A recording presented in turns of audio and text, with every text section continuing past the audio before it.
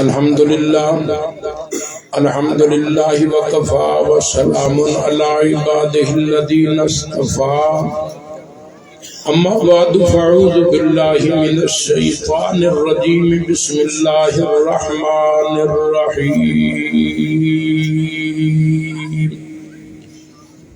اذ يقول لصاحبه لا تحزن قال النبي صلى الله تعالى عليه وسلم لا ينبغي لقوم فيهم أبو بكر أن يؤمهم غيره أو كما قال رسول الله صلى الله تعالى عليه وسلم صدق الله وصدق رسوله النبي الكريم صدیق حسن عکس جمال محمد صدیق حسن عکس جمال محمد فاروق ذل جاہ جلال محمد عثمان شمع ضیاء کمال محمد حیدر بہار باغ خصال محمد ایمان ما اطاعت خلفاء راشدین اسلام ما محبت آل محمد محمد از تمی خواہم خدا را خدایا از تو عشق مصطفیٰ را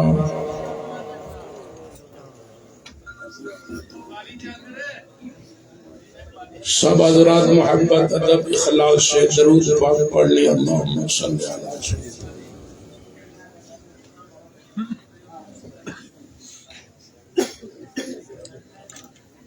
گرامی قدر معزز سامعین،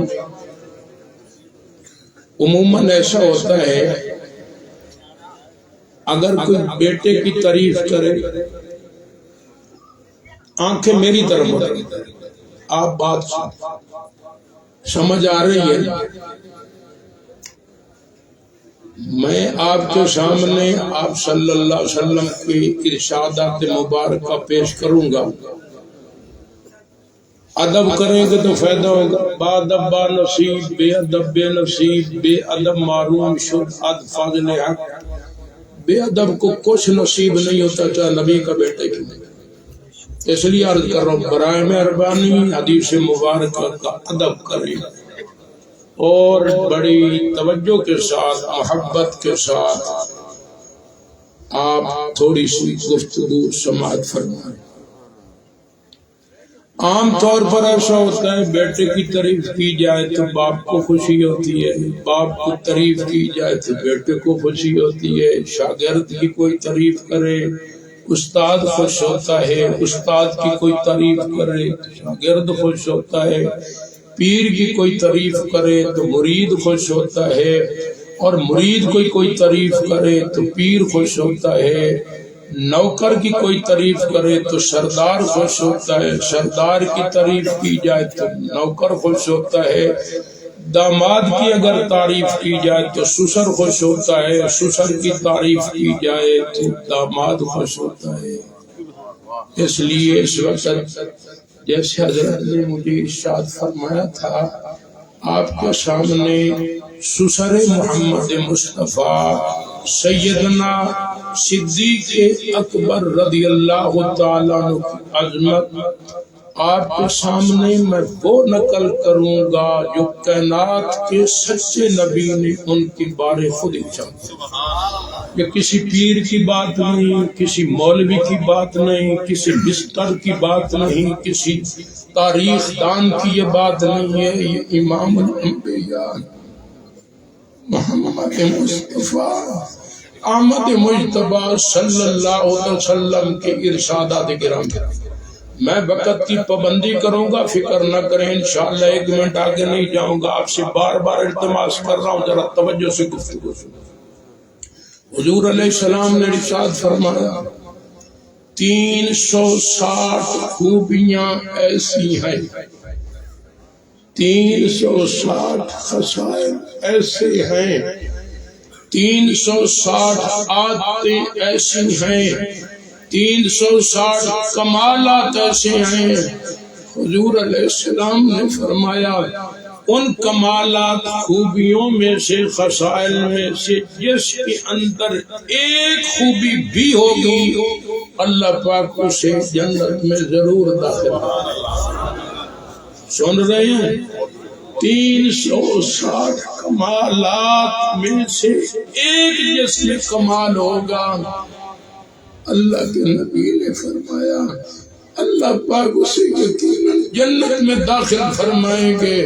ابو بکر صدیق کو ہر وقت آقا کے ساتھ ہی ہوتے تھے، انہوں نے سوال کر لیا میرے آقا ان کمالات، خوبیوں، خصائل، عادات میں سے کوئی چیز میرے اندر بھی ہے؟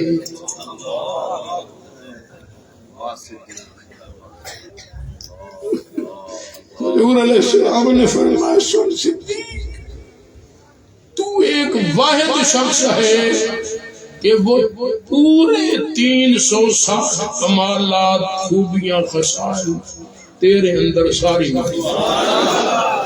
اس کی کون شان بیان کرتا؟ 1000 بار بشویم دہن بمشک و گلاب، 1000 بار بشویم دہن بمشک و گلاب، ہنوز نامک تو گفتن کمال بے ادبیست۔ میرے بھائیو، ہم 1000 دفعہ معمبر کستوریوں کے ساتھ عطر کے ساتھ اپنے منہ کو صاف کریں، پھر بھی ابو بکر صدیق رضی اللہ تعالیٰ عنہ کے نام لینے کے قابل زبان تھے۔ حضور علیہ السلام نے فرمایا تانی جبریل، آپ نے فرمایا میرے پاس جبریل آیا، جبریل اخذ بیدی، حضور علیہ السلام نے فرمایا جبریل آیا میرے پاس، اس نے میرا ہاتھ پکڑا۔ اللہ اکبر! کوئی آدمی پلازہ بنواتا ہے، اپنے پیاروں کو دکھاتا ہے، کوئی اعلیٰ قسم کی گاڑی لیتا ہے، اپنے دوستوں کو دکھاتا ہے، کوئی بہترین دکان بناتا ہے، اپنے پیاروں کو دکھاتا ہے، کوئی فیکٹری بناتا ہے، پلاٹ لیتا ہے، باغ لگاتا ہے، اپنے پیاروں کو دکھاتا ہے۔ اللہ پاک نے فرمایا جبریل، جو جنت میں نے تیار کی ہے، جس جنت میں نے اپنے محبوب کی امت کو بھی داخل کرنا ہے، جاؤ میرے محبوب کو لے کر آؤ، ان کو میں وہ جنت دکھا دوں۔ اخذ جبریل، آپ نے فرمایا جبریل آ گیا، اخذ بیدی، اس نے میرا ہاتھ پکڑا لے گیا، فارانی باب الذی يدخل منه امتی، او کما قال النبی صلی اللہ تعالی علیہ وسلم۔ آپ نے فرمایا اللہ پاک نے کہا میرے محبوب یہ بڑا جو گیٹ ہے اسے اب دیکھ لیں، اس گیٹ سے آپ کی امت کو میں جنت میں داخل کروں۔ تو ابو بکر صدیق تو ساتھ بیٹھے تھے، عرض کی تھی کاش یا رسول اللہ صلی اللہ علیہ وسلم میں بھی اس وقت آپ کے ساتھ ہوتا، کم از کم میں بھی وہ گیٹ دیکھ لیتا، دروازہ دیکھ لیتا۔ حضور علیہ السلام نے فرمایا سنو ابو بکر، میری امت میں سے آپ ایک ایسے شخص ہیں جب تک آپ جنت میں داخل نہیں ہوں گے، قدم نہیں رکھیں گے، میری امت میں سے کسی اور کو اندر جانے کی اجازت نہیں ہو۔ انت اول من يدخل من امتی، او کما قال النبی صلی اللہ علیہ وسلم۔ مسلمانوں اس کی عظمت کون بیان کرتا ہے؟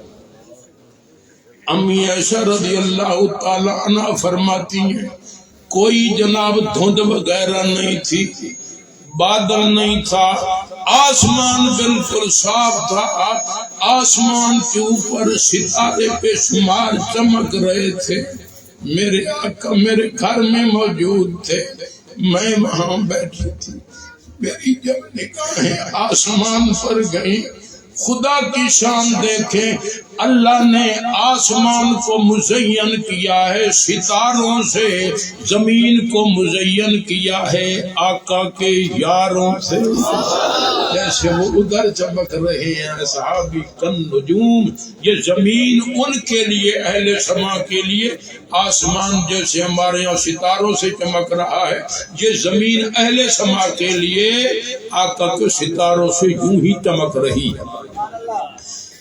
امی ایسا فرماتی ہیں میں نے عرض کی میرے آقا آسمان پر جتنے ستارے کوئی آدمی ایسا ہے کہ حسناتہ کعدد نجوم السماء، یا رسول اللہ صلی اللہ تعالی علیہ وسلم، اے میرے پیارے محبوب، آسمانوں پر جتنے ستارے ہیں اللہ کی مخلوق میں سے کوئی بندہ ایسا ہے اس کی اتنی نیکیاں ہوں جتنے آسمانوں پہ ستارے۔ سن رہے ہیں آپ؟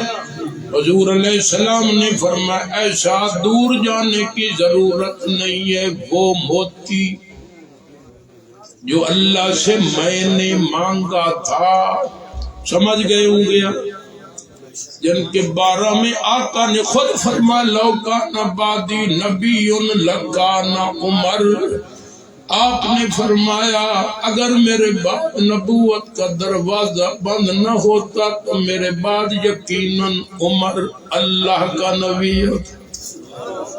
آپ نے فرمایا ان الشیطان لا یخاف منک یا عمر، آپ نے فرمایا عمر تو سے تو شیطان بھی ڈرتا ہے، مالکی کا شیطان فجن الا فجن غیر فجر او کما قال النبی صلی اللہ تعالی علیہ وسلم، آپ نے فرمایا عمر تو جس روڈ پر جا رہا ہو شیطان بھی پھر بائی پاس استعمال کرتا ہے، وہ روڈ کو چھوڑ دیتا ہے، آگے عمر کھڑا ہے۔ یہ تو اللہ کے نبی نے حضور علیہ السلام کی غزوہ سے واپس تشریف لے کر آئے، اتت جاریۃ سودا، کالے کلر کی ایک بچی تھی، وہ آ گئی، دیکھو مسلمانوں ہمارا کل بھی ہے، اس زمانے کی بچیوں کو حضور علیہ السلام کے ساتھ کتنی محبت، اس نے آ کر عرض کی یا رسول اللہ صلی اللہ علیہ وسلم آپ غزوے پہ تشریف لے گئے تھے، میں نے منت مانی تھی اللہ میرے محبوب کو خیریت سے واپس لے کر آئے تو میں اپنی خوشی کا اظہار کروں، اللہ آپ کو خیریت سے لے کر آئے ہیں میرے آقا، میں نے منت مانی ہے میں آپ کے سامنے خوشی کا اظہار کروں گی، اجازت ہے کر لوں؟ اور طریقہ کیا، میں آپ کے سامنے دف بجاؤں، ایک ڈھول ہوتا ہے نا اس کے دونوں طرف سے چمڑا ہوتا ہے، اس میں تو کوئی سر سواد ہوتا ہے، ایک تھگاری کو ایک طرف سے چمڑا لگا دے بس ڈم ڈم کی آواز آتی تاکہ اس میں کوئی مزہ نہیں ہوتا۔ چنانچہ حضور علیہ السلام نے فرمایا بیٹی ان کنت نظرت فاضلتی وَإِلَّا لَا، آپ نے فرمایا اگر تو نے منت مانی ہے تو منت کو کسی حد تک پورا کرنا واجب ہوتا ہے تو پورا کر لے، ورنہ اس بات کو رہنے دے۔ اس نے کہا یا صلی اللہ میں نے تو منت مانی، آپ نے فرمایا اچھا بیٹی پوری کر لے، وہ گئی گھر سے دف لے کر آ،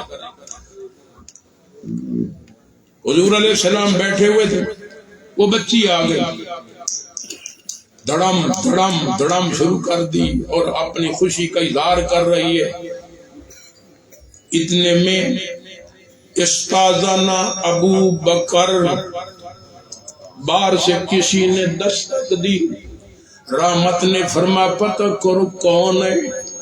عرض کیا گیا یا رسول اللہ صلی اللہ تعالی علیہ وسلم آپ کے سسر خلیفہ بلا فاصل ابو بکر کھڑے ہیں۔ اس سے یہ بات بھی معلوم ہوتی ہے کہ باپ کو بیٹی کے گھر میں بغیر اجازت کے نہیں جانا چاہیے۔ زمانے کی بات کرتے آج کل تو عذاب آ گیا، کسی کو بات ذرا کر کے دیکھے، بھائی کو کہے آپ احتیاط کیا کریں، آپ کی باپ بھی ذرا احتیاط کرے گی، ذرا بتا دیا کرے۔ وہ کہے گا اچھا میں ہوں چوڑا ہو گیا، میں ہوں تو کو اجازت نہ منگا۔ خیر ہر حال ہے، عرض کر اجازت طلب کی۔ آپ نے فرما ابو بکر کو کہو اندر آ جائے۔ داخل ابو بکر وہی تاجر، دیکھا ابو بکر صدیق نے بچی سامنے بیٹھی ہوئی ہے، دف بجا رہی ہے۔ آقا تشریف فرمائے، ابو بکر ساتھ آ کر بیٹھ گئے، وہ تو تماشا کر رہی ہے۔ کچھ دیر گزری، استاذانہ علی کسی نے دستک دی، فرمایا پتہ کرو کون ہے؟ عرض کیا گیا یا رسول اللہ صلی اللہ علیہ وسلم علی مرتضی شیر خدا اجازت مانگ رہے ہیں۔ ان کے سسر ہیں تو سسر کے گھر میں بھی داماد کو بغیر اجازت کے نہیں جانا چاہیے۔ آپ نے فرمایا علی کو کہو اندر آ جائے۔ داخل علی وہی تضرب، علی مرتضی اندر تشریف لے کر آئے۔ وہ بچی دف بجا رہی تھی، آقا بھی تشریف فرما تھے، ابو بکر بھی تشریف فرما تھے، علی بھی آ کر بیٹھ گئے۔ ثم استاذنا عثمان، اس کے بعد آپ کا جو دورہ دماد تھا سیدنا عثمان غنی رضی اللہ تعالی عنہ نے دستک دی۔ پوچھا گیا کون؟ عرض کیا گیا یا رسول اللہ صلی اللہ تعالی وسلم بار عثمان غنی آئے ہیں، اجازت طلب کر رہے ہیں۔ حضور علیہ السلام نے فرمایا ان کو اجازت دے دو۔ داخل عثمان وہی تضرب، سن رہے ہیں میرے بھائیوں؟ دیکھا عثمان نے، علی بھی موجود ہے، آقا بھی موجود ہے، ابو بکر صدیق بھی موجود ہے، اور وہ بچی جو تھی دڑم دڑم دڑم کی آواز، خاموشی سے سارے بیٹھ گئے۔ ثم استاذنا، سمجھ رہے ہیں؟ پھر کسی نے دستک دی، رحمت نے فرمایا پتہ کرے یا کون ہے؟ بزرگوں انہوں نے عرض کی کہ فاروق اعظم عمر آ گئے۔ جس وقت عورت بچی کے کانوں پہ عمر کا نام آیا، القت الدفتہ تستہا، اس نے دف نیچے رکھ دی، اوپر بیٹھ گئی اور اپنے دوپٹے کے ساتھ چھپا رہی ہے۔ عمر آ رہا ہے کہیں دیکھ لیں۔ حضور علیہ السلام نے جب بچی کی یہ حالت دیکھی، فرما عمر کو اندر آ جائے۔ عمر جب داخل ہوئے تو حضور علیہ السلام مسکرا رہے تھے۔ عمر نے دیکھ کر کہا اضحک اللہ سنک یا رسول اللہ، یہ میرے محبوب آپ ہمیشہ مسکراتے رہے، خیر کیوں ہے؟ آج تو بڑی خوشی سے مسکرا رہے۔ آپ نے فرمایا عمر میں تیری ہیبت عظمت پر مسکرا۔ یہ دیکھ بچی بیٹھی، داخل ابو بکر وہی تضرب، اس کے پاس ایک دف ہے، میرا ابو بکر آیا ہے تو یہ بجاتی رہی۔ داخل علی وہی تضرب، علی آیا ہے تو بجاتی رہی ہے۔ داخل عثمان وہی تضرب، عثمان آیا تو بجاتی رہے۔ عمر تیرے اندر تو اللہ نے کوئی ایسا روب رکھا ہے، بچی کے جب کان پہ تیرا نام آیا تو اس نے فوری طور پر دف چھپا لیے، اوپر بیٹھی ہوئی ہے کہ عمر کو کہیں پتہ ہی نہ چل جائے۔ تو میں عرض کر رہا تھا میرے بھائیوں بزرگوں دوستوں، اللہ اکبر، کہاں سے نیچے اترا تھا؟ جزاک اللہ، یہ میرا حافظ بوڑھے کا حافظ ہی چلا جاتا، جزاک اللہ، یہی بات کر عرض کر رہا تھا۔ امی عائشہ رضی اللہ تعالیٰ عنہ نے پوچھا میرے آقا کوئی دنیا میں ایسا انسان بھی ہے جس کی نیکیاں آسمان پر چمکنے والے ستاروں کے برابر؟ حضور علیہ السلام نے فرمایا دور جانے کی ضرورت نہیں ہے، عمر جس کو میں نے اللہ سے مانگا تھا، میرے عمر کی اتنی نیکیاں ہیں جتنے آسمانوں پہ ستارے چمک رہے۔ امی عائشہ رضی اللہ تعالیٰ عنہ فرماتی ہیں میں نے پھر دوسرا سوال عرض کر دیا، میں نے کہا این حسنات ابی یا رسول اللہ، اے میرے محبوب اگر عمر کی اتنی نیکیاں ہیں تو میرے ابو جان کی کتنی نیکیاں ہوں گی؟ حضور علیہ السلام نے فرمایا عمر اور عائشہ ابو بکر کا تو کہنا ہی کیا ہے، عمر کی ساری زندگی کی نیکیاں تیرے ابو جان کی ایک نیکی کا بھی مقابلہ نہیں کر سکتا۔ یہ تو عجیب انسان تھا۔ حضور علیہ السلام نے فرمایا لہا ثمانیۃ ابواب، آپ نے فرمایا اللہ پاک نے جنت کے 8 دروازے بنائے ہیں، 8 ان میں سے ایک باب الصلاح ہے، ایک باب الریان ہے، ایک باب الصدقات ہے، ایک باب الجہاد ہے۔ جو کثرت سے نمازیں پڑھے گا اس کو باب الصلاح صلاۃ سے بلایا جائے گا، جو کثرت سے صدقہ کرے گا اس کو باب الصدقات سے بلایا جائے گا، جو کثرت سے روزے رکھے گا ان کو باب الریان سے بلایا جائے گا۔ میں نے عرض کیا ابو بکر صدیق ساتھ بیٹھے تھے، عرض کی یا رسول اللہ صلی اللہ تعالی علیہ وسلم یہ فرمائے کوئی ایسا آدمی بھی ہوگا جس کو قیامت والے دن جنت کے 8 دروازوں سے بلایا جائے؟ حضور علیہ السلام نے فرمایا اما ارجو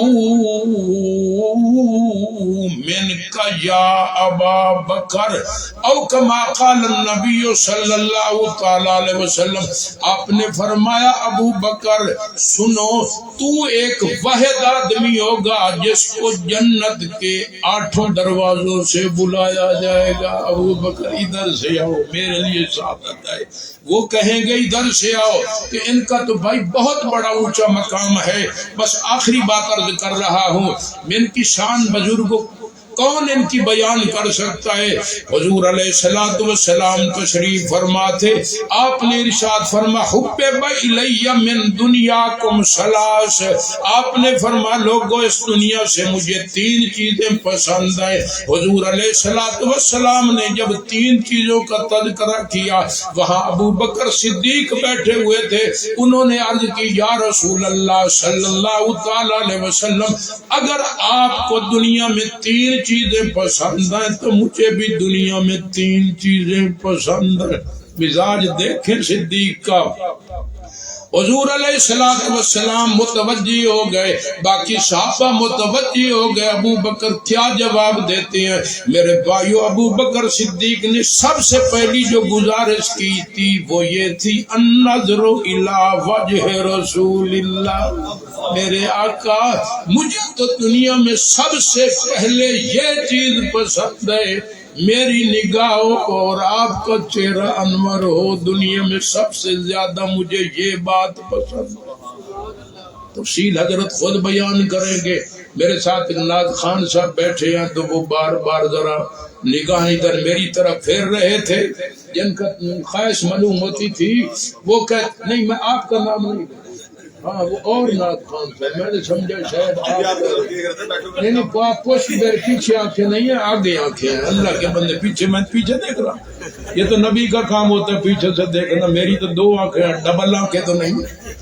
تو وہ نعت خان کو میں اپنے ٹائم ابھی دیکھ لینا، جس وقت میں نے شروع کیا ہے آدھا گھنٹہ نہیں ہوا، 25 منٹ ہوئے ہیں، 5 منٹ میں ان کو دے رہا ہوں، اس کے بعد حضرت جی اور ماشاءاللہ باقی حضرات تشریف فرمائیں۔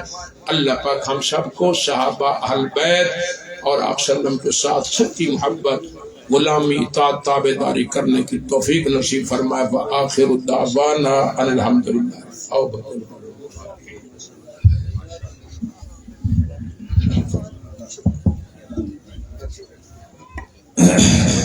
نعت کے 2-3 اشعار تمام احباب محبت سے عقیدت سے باواز بلند درود پاک۔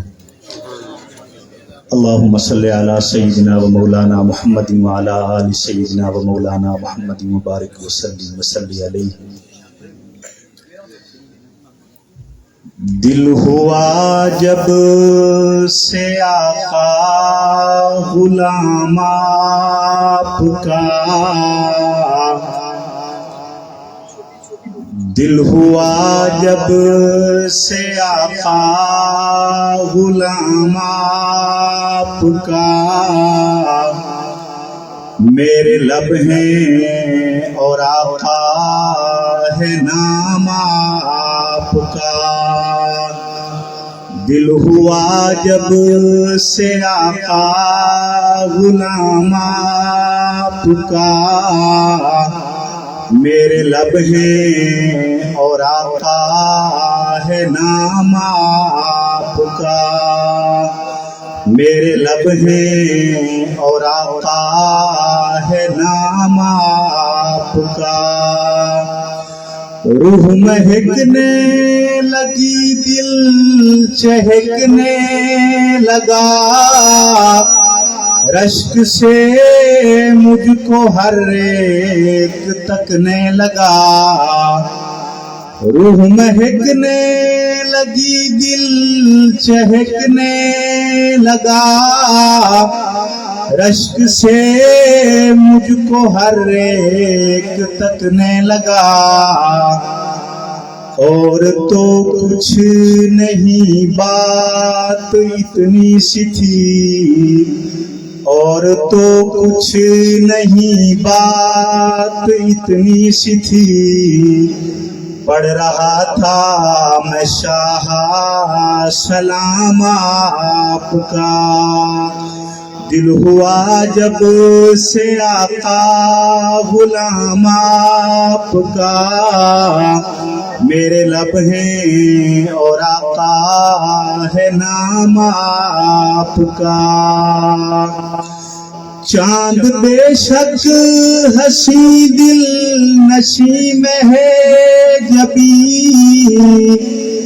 جیسے آقا ہے ویسا تو ہرگز نہیں، کہو بے شک، چاند بے شک ہنسی دل نشی بہتری، جیسے آقا ہے ویسا تو ہرگز نہیں، لوگ کہتے ہیں ہے چاند حسن عتم، لوگ کہتے ہیں ہے چاند حسن عتم، اپنا دعویٰ کہ ہے یہ غلام آپ کا، دل ہوا جب سے آقا غلام آپ کا، میرے لب ہیں اور آقا ہے نام آپ کا،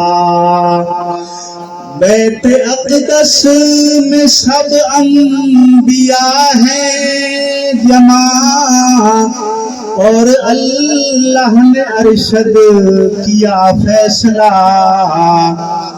بیت اقدس میں سب انبیاء ہیں جمع، اور اللہ نے ارشد کیا فیصلہ، سب کے سب مقتدی آج بن جاؤ تم، کملی والا بنے گا امام آپ کا، دل ہوا جب سے آقا غلام آپ کا، میرے لب ہیں اور آقا ہے نام آپ کا۔